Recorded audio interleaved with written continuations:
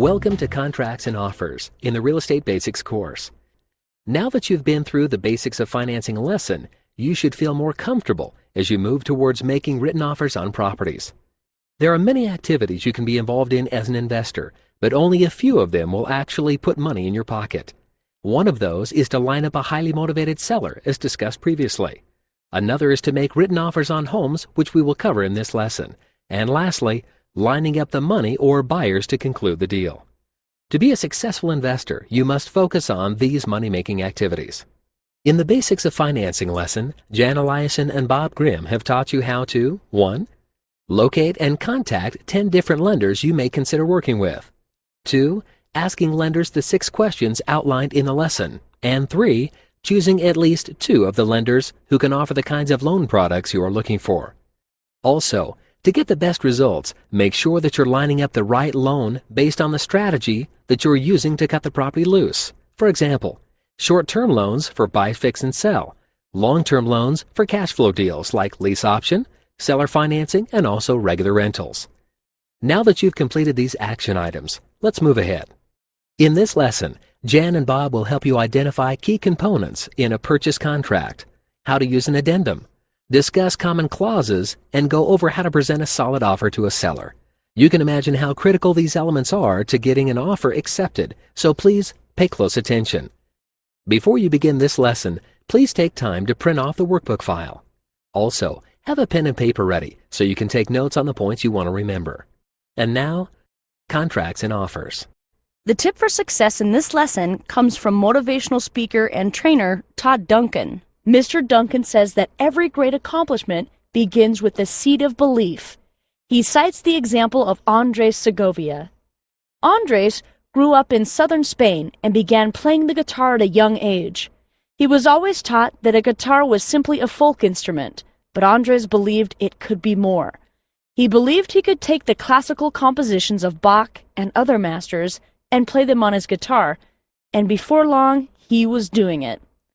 Then he began studying the techniques of other instruments such as the cello and violin, and subsequently adapted his own techniques on the guitar. He played classical pieces and composed his own songs. He essentially invented the style we recognize as classical guitar.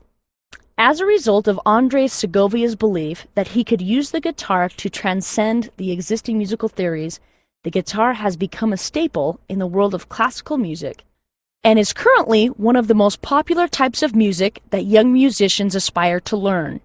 His example shows that belief in one's ideas and abilities can be the starting point to achieving big dreams. Along the same line of thought, Robert Orban, a famous magician and comedian, once said, "There are only 2 kinds of people in this world, the realists and the dreamers. The realists know where they're going. The dreamers have already been there." That's an excellent thought, Jan. So I guess the question that each of us must answer is, what stands in the way of dreaming big in my own life? The 3 most common and significant barriers to fulfilling your dreams are listed on the screen. As you read them over, ask yourself whether one or more are keeping you from going after what you truly long for. The first barrier is fear. Vincent van Gogh said, "The fishermen know that the sea is dangerous and the storm terrible, but they have never found these dangers sufficient reason for remaining ashore." Is there a particular fear that is keeping you from venturing out on the big sea of possibility? Fear of failure, fear of success, fear of inadequacy. Whatever the case may be, before you consider not following your dream, ask yourself, what's the worst that could happen by trying to achieve my dream? If the best that could happen outweighs the worst that could happen, move forward with confidence. The second common barrier is lack of knowledge. Even though you may not know all the details of something, that is no reason to keep from dreaming and performing big.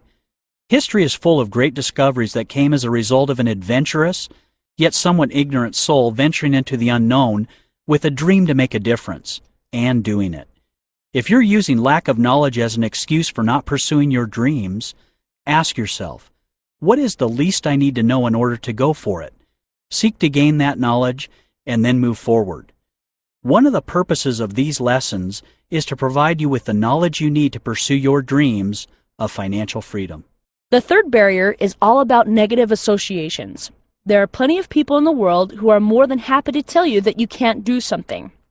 Much of their lack of faith comes from their own fears and insecurities in their lives. You should associate with those who are supportive and provide encouragement. Going for a dream is hard enough without naysayers always trying to drag you down. So ask yourself, do I spend more time with dream makers or dream breakers? If you believe in yourself and address your personal dream barriers, there is no reason why you cannot achieve all your dreams and more. So let's continue preparing you to achieve those dreams.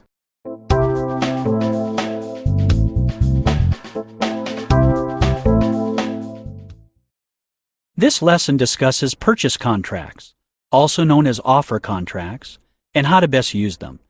Before you put information into a contract, you will need to calculate your offer amount and determine the potential profit. So before we go too far into the contract, let's briefly review the last offer formula. This formula was first presented in the What It's Worth lesson. You can go back to that lesson if you want a more detailed review.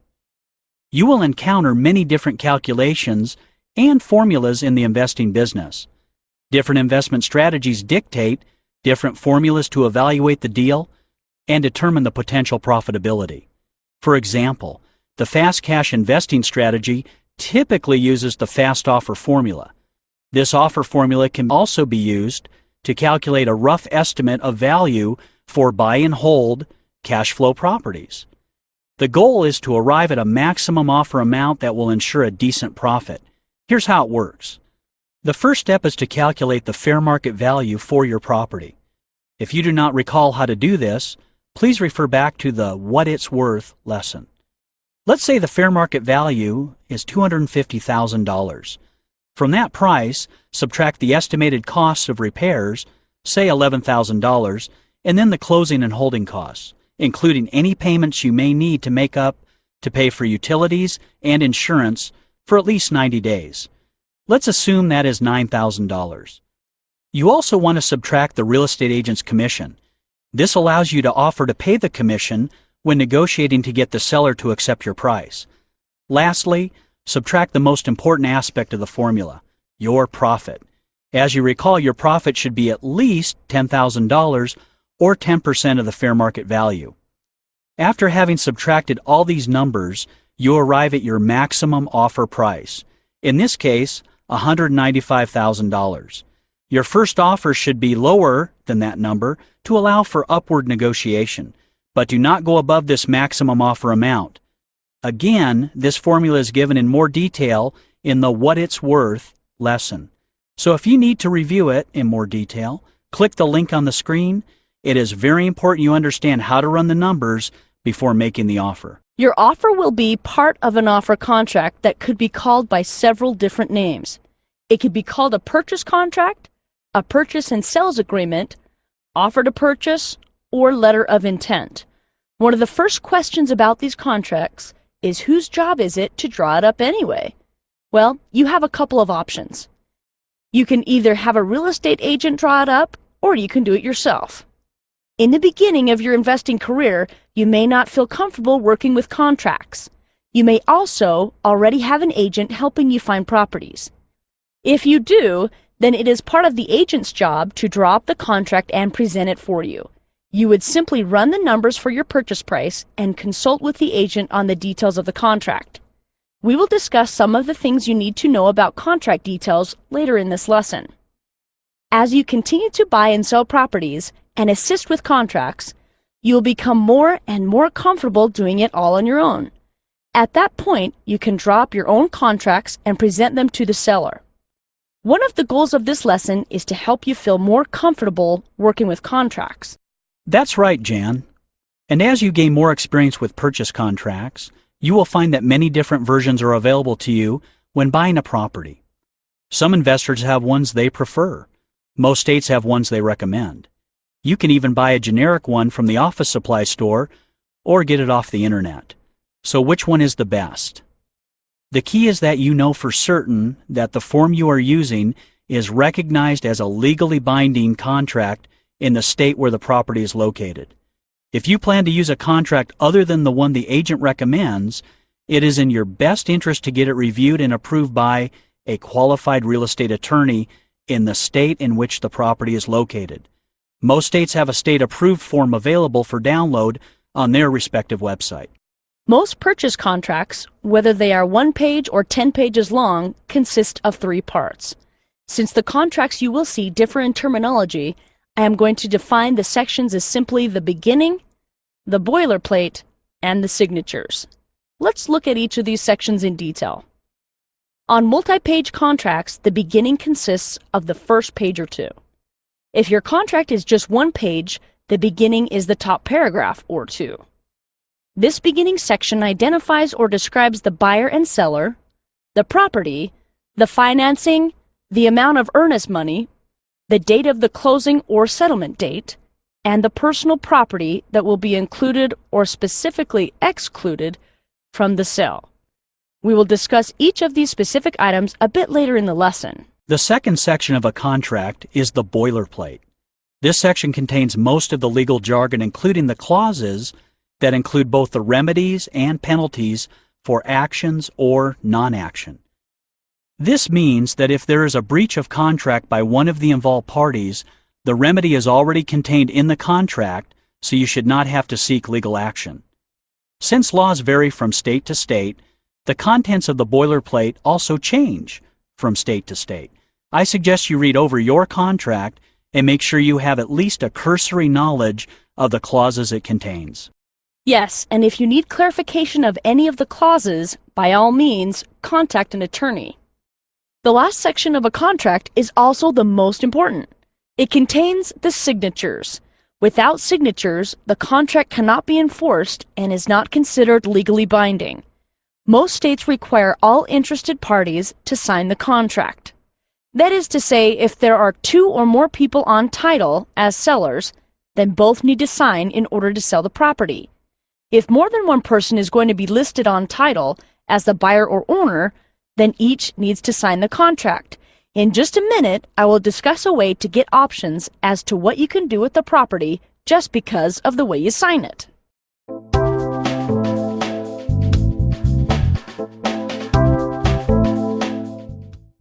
Now let's look at some of the specific elements in a contract and how you may want to fill them out for your purchase. These elements are not presented in any particular order. The contract you use may order them differently than they are here. The first element to look at is the parties involved. These are the buyer and the seller. As an investor, whenever you buy a property from a private seller, I recommend writing the phrase and/or assigns after your name. This reserves your right to assign the property to another investor in the event you have trouble getting financing or if some other issue comes up that prevents you from purchasing the property yourself. You can use this clause when you are buying from a private seller that is a traditional homeowner. Bank-owned and HUD properties, however, typically reject this clause because they only work directly with buyers and not with third parties. The second element to consider is the property description. Almost all contracts ask for the legal description as well as the address of the property. Generally, you do not have to worry about the legal description. The title company provides that for you. But you do want to make sure the correct property address is listed, complete with the city, state, and zip code. Personal property is a very important element of the contract. This addresses anything that is not permanently affixed to the property. Typically, this includes items such as washers and dryers, refrigerators, dishwashers, ovens and ranges, microwaves, window coverings, and the like. If there is ever any question as to whether something is permanently affixed to the property, make sure to include it here just to be safe. Also, do not assume that just because something was listed in the inclusion section of a real estate listing, that it is included in the sale. A good rule to follow, Jan, is if it can be replaced without performing construction on the property, and you really want it, you should include it here. The next contractual element to consider is the purchase price. This is simply the full amount you are offering the seller to buy the property. In the financing section, you describe the ways you will get money to pay the purchase price to the extent that you know them at this time. For example, on a $200,000 purchase, you might list $5,000 as a down payment, a $150,000 FHA loan, and ask for $45,000 in a seller-financed second mortgage. Add those numbers together, and the total is the $200,000 purchase price. When you get to the point of making an offer, you should have already identified your investment strategy for holding and disposing of the property, because this will affect the way you elect to finance it. Another important element in the contract is the earnest money deposit. In some areas they call it consideration. The contract should specify how much money you are initially putting up to secure the contract. An earnest money deposit says to the seller, "I am serious enough about buying your house that I'm willing to put my money where my mouth is." The minimum legal amount of earnest money varies depending on the state in which the property is located and the seller. In addition, the amount you offer should reflect the demand for the property. If demand is high, you may need to put up 3% of the purchase price. If there is little demand on the property, you may only need to put up 1% of the purchase price in earnest money. It is not uncommon to offer $500 to $1,000 earnest money. However, that does not mean that the seller will accept that amount. There are several more elements that you should be sure are in your contract. That's right. Having an acceptance date and time is an important element for you as a buyer because you don't want the seller to be able to sit on your offer for weeks waiting for a better one to come along. Whenever possible, you should ask to have the contract accepted or countered within 24 hours. Some property types need a longer time period in which to decide if they want to accept. For example, bank-owned properties need to go through an approval process, so they may need as much as 3 or 4 weeks. HUD properties typically need 48 to 72 hours to accept or counter. The listing agent for the property, who represents the seller, can guide you in an appropriate time frame for these types of deals. If you underestimate this time frame, it could disqualify your offer right from the start. The next element is title insurance. There is one rule of thumb to follow regarding title insurance. Bob, do you know what that is? The only rule I know is that you should always get it. Title insurance makes sure that the title to the property is clear and you have the legal right to take full ownership. You can choose to pay for the insurance yourself, or you can ask the seller to pay for it. Either way, make sure you have it. You might even have to pay for the lender's title insurance to get your new loan. So make sure you're not overextending yourself. Ask your lender if you will need to buy their title insurance. You also have the right to specify a closing date. Typically, if you are getting a conventional loan for a property, you should make the closing date 30 to 45 days from when you make the offer. If you are using another kind of financing, make sure to check with the money provider to determine how long they need before the closing date and state that on your contract. And remember, you must know your seller as well. They may reject your offer because of your designated time to close. It might be too soon or too late in their eyes. Since the closing date is just an estimate at this point, the contract should specify whether it can be renewed. If this is not stated clearly, the contract may end up null and void if the closing date does not occur by the specified date. Closing costs are the next element we want to look at. Many times the closing costs are split 50-50 between buyer and seller. However, who pays what is always open to negotiation. Some motivated sellers will pay all the closing costs just to help close the deal. You can specify how much you want the seller to pay in this section. It can always be modified in a later general addendum or counteroffer addendum. The next element concerns the proration of property insurance and taxes. You always want to make sure the taxes and insurance are prorated from the day of the closing. That way, you only have to pay for the specific time you own the property.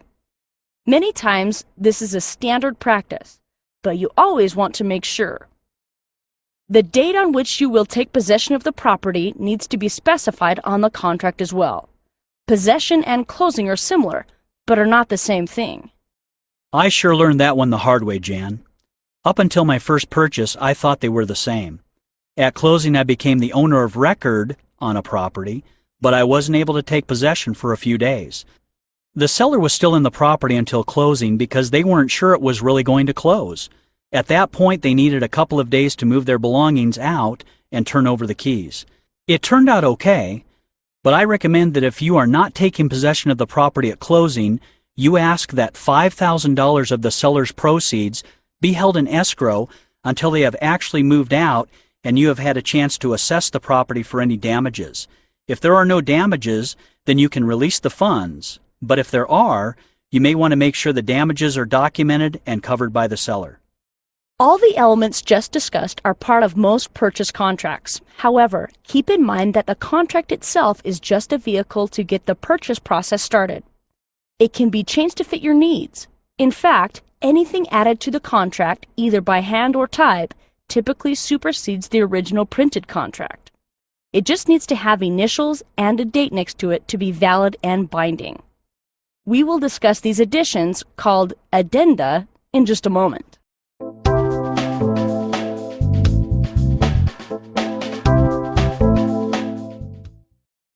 Now that you understand how to draft the main portions of a contract, let's look at the addendum and the clauses you should consider including. An addendum can be attached to any contract and is used to modify the original contract when there is not room to add additional clauses. It also identifies agreements made after the contract was initially drawn up. In fact, it is not uncommon to see a contract with certain lines crossed out and a note next to the line that says, "See addendum." The addendum can have as many additional clauses as necessary to make the contract agreeable to both parties. And it doesn't need to be anything fancy. It can simply be a sheet of paper with clauses handwritten on it, or it can be a specific form, as in a state-approved contract. You can add clauses in the addendum that specify essentially anything that is not illegal. So are you saying, for instance, that I could ask that a seller shave his head prior to closing? Well, not that you would ever have a reason to do that, but if you wanted to include it, you could. Now let's look at some of the more likely clauses you might consider putting in an addendum when buying a property. These clauses are also listed in your workbook. This offer is subject to buyer's walkthrough inspection and/or buyer's partner's walkthrough inspection and acceptance of same delivered to seller within 30 days of seller's acceptance of this offer to purchase. You do not have to include a partner here, but it's a good idea simply to reserve the right to show it to another investor for whom you are bird dogging or for joint venture purchases. Also, the timeline for responding with your walkthrough acceptance does not have to be 30 days. You can reduce that time as much as you wish. However, I would not recommend extending it beyond 30 days.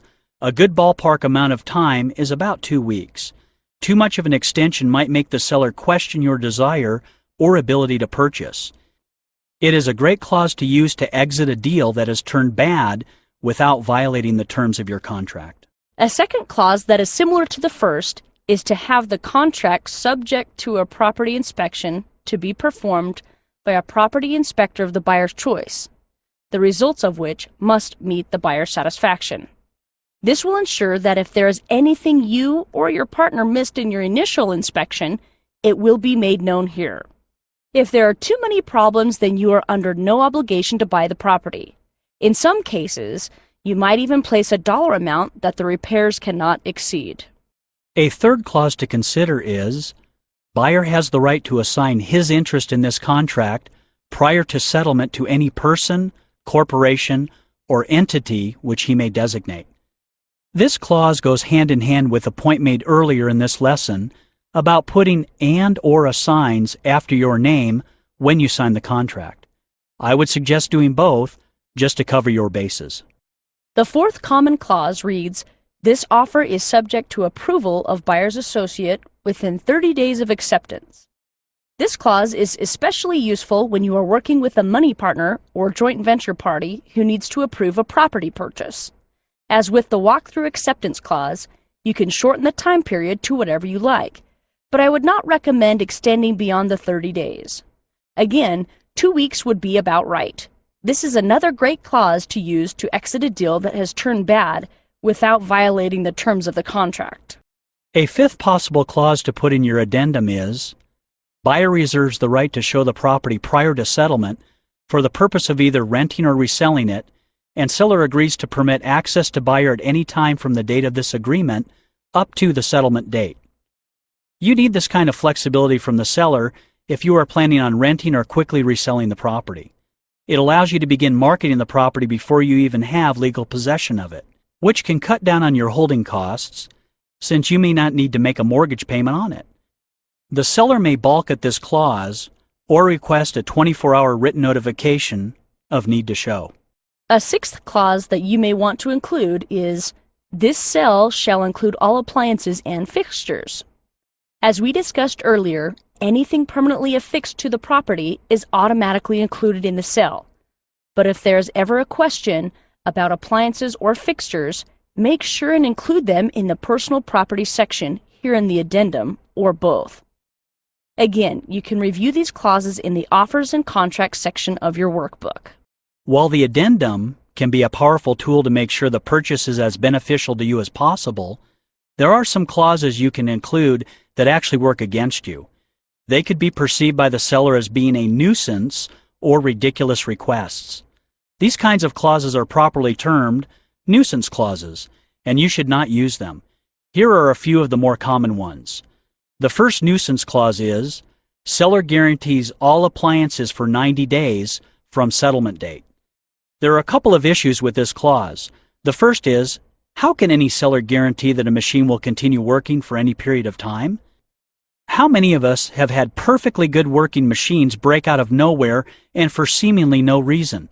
And how likely is it that you can enforce this after you close on the property anyway? The second issue is that if an appliance is not good for at least 90 more days, just get rid of it. Nothing requires you to have the property furnished either for a buyer or renter.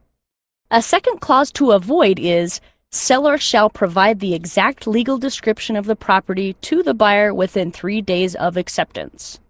As we discussed earlier, the title company is the one who will be getting all the legal boundaries and such. There is no reason to make the seller do it. If by chance you have questions about property lines or something similar, go to the county offices and get the specific information from them or hire a surveyor. A third common nuisance clause is, this offer is contingent upon seller delivering keys for the property to buyer at closing. Again, there are a couple of glaring problems with this clause. The first is, unless something goes terribly wrong, you as buyer do not want to cancel the contract at closing. You have incurred fees in preparation for this closing. You have gone through all the trouble of financing. You may have had your credit pulled. You have had expectations of making money, or you may even have someone else waiting in the wings to buy or rent the property. So an issue with keys is a very minor one for you to risk canceling the contract. In some cases, they cannot offer you possession due to your lender or the title company delaying the funding or recording of the documents. Also, I suggest that anytime you buy a property, you re-key it to prevent unauthorized persons from gaining access. The last nuisance clause we will discuss is that the seller is to have the property in move-in condition. The problem with this clause is that many times you are going to be buying a property that needs some repairs and comes in as-is condition. It would be contradictory to have the seller get the property ready to move in. The seller wants to get rid of it as is, so the clause does not serve a legitimate purpose here because our business is buying distressed properties as is. Also, what one person might consider ready to move into, another person might consider as too dirty and messy. It is simply too subjective. So while some people may advocate these clauses, they do not really benefit you and should be avoided. In some cases, they could actually hinder your offers from being accepted by sellers. If you appear to ask for too much or for unrealistic things in your clauses, sellers may be skeptical of you and your offer.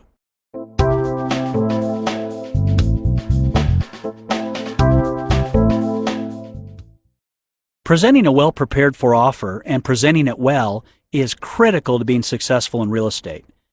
There are a lot of elements that go into a well-prepared offer, and it would be a shame if everything went well except your presentation, and that made the seller decide not to work with you. So before presenting the offer, you should go through a checklist to help ensure success. This checklist is included in your workbook so that you can remember it, use it, and take additional notes to help make it work for you. The first thing you should do prior to presenting your offer is call and make an appointment with the seller or seller's agent. Ideally, you would like to do this at the seller's home, but if it needs to be at their office or the agent's office, that will work as well. Presenting the offer in person gives you a much better opportunity to read the seller and explain your offer accordingly. This means your offer has a better chance of being accepted. If you are extremely uncomfortable presenting offers in person, you can fax or email them, but you will be more successful by presenting it in person. When you meet, make sure all responsible sellers are present so that you can present the offer to everyone at once. This helps reduce misunderstandings and delays in getting the offer accepted and makes it possible for you to explain and elaborate on your offer as needed for all parties. Begin by taking a few minutes to establish rapport with the sellers. Learn their names and make sure to use them several times during the conversation. People tend to be more accepting if they feel like they have an emotional connection with you. Try to find things you have in common and talk about them. You can get ideas for things that they are interested in by looking for pictures on the wall or knickknacks. Present the offer within a legally sound contract. Verbal offers and acceptances hold no weight and are not legally binding. You need to have everything in writing. After you have taken some time to build rapport with the seller, start talking about the repair list and cost of repairs as you have estimated them. However, don't be overly critical of the property. Doing so will not help you get a lower purchase price. The next step is to move into discussing the terms of the offer, including anything on the addendum. Just before handing them the offer, take a second and talk about the offer price. Remind them that the offer is based on extensive research and evaluation of the risk involved with the property. As you present the offer amount, maintain your confidence in the offer. Keep in mind you have done a lot of work to get to this point and that it really is a fair offer. Additionally, confidence inspires confidence. If the seller feels like the offer you are presenting really is fair and might be the best offer they get, they will be more willing to take it. I realize that confidence does not come naturally to some people, so if you need to, get a friend, spouse, or neighbor to role play with you and practice going over the offer. A couple of rehearsals should help you feel more comfortable when it comes time to actually present the real offer. Finish your conversation by reminding the seller of the peace of mind that will come with selling their property. You may want to remind them of their reasons for wanting to sell, which they mentioned in your initial conversation. Thank them for their time and let them know that you are looking forward to their reply within 24 hours and to continuing to work with them. If you sound like the deal is already accepted, they may be more inclined to follow your lead. The last thing to keep in mind is that you should always remain professional.